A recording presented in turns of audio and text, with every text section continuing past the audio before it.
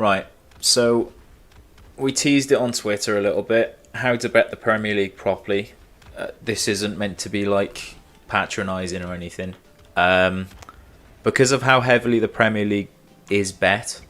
Obviously, the only value you're going to find in it is as soon as the lines go up. You've got to be on the website scanning for the odds, set alerts on with odd alerts as soon as the prices go up, all that good stuff.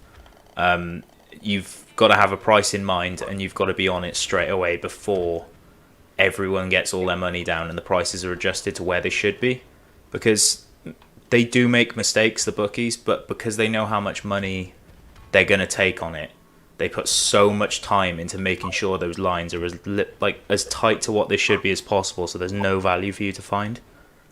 So if you're betting on match day and you're chucking an accumulator on, then that's probably about as bad of a bet as you can make.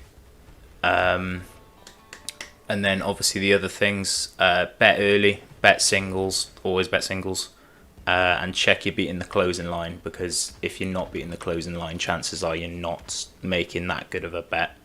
I know Yoddy and Louis, you both had ones you were blowing up the WhatsApp with the other day about how you've absolutely smashed the line to bits already. I think Louis' one was on United against Southampton, was it? Yeah, that was. I jumped on that just after their game against Leeds finished. I jumped on them at minus 1.5, which I got 3.0. And that line very quickly came down and is now 2.6. Solid. It's the same story for me. I'm actually on Chelsea to beat Arsenal. I got it on the Asian handicap line at Chelsea minus 0.5. I got that at bang on evens, and that is now as low as 1.68. Just absolutely just destroying lines because I got on that line as soon as I could. Yeah, Nice. Yeah, you want to bet weeks in advance if you can. Obviously, lines typically go up. What, Premier League, like 2 weeks in advance? You got like 2 weeks of games to bet on at a time.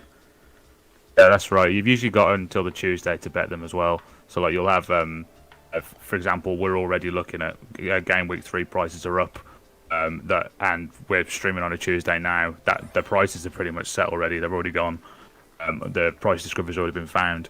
Now, from a process perspective, we're looking at game week 4, and we've only just finished game week 1. You've got to have a real understanding of just how good these teams really are. I think that's the key to this, is having a basic understanding of a team's overall level across the point of the season. Just understanding that good teams will be good. Don't be put off by a team like City losing at Tottenham. We know they're the best team in the league, more than likely. And on the opposite of that, that Watford winning against Villa is probably a very unlikely outcome. A very efficient market to start game week 1 showed us that. So it's important to understand that they are still fighting for relegation. That is the team who they are. They aren't world beaters just because they beat Villa at home. Yeah, it's stay in the course, and if you've got an opinion on a team that you're absolutely sold on, you've done your research, you're very confident they're going to be a solid team. I'm not saying die on the hill, like just bet them until the season ends. Like obviously you've got to adjust as it goes along, but if they have 2 or 3 bad games, don't just panic and start betting against them every week. That's what variance is. Like nothing's ever. If it was that easy and that consistent, everyone would be doing it and no one would work, and bookies wouldn't exist.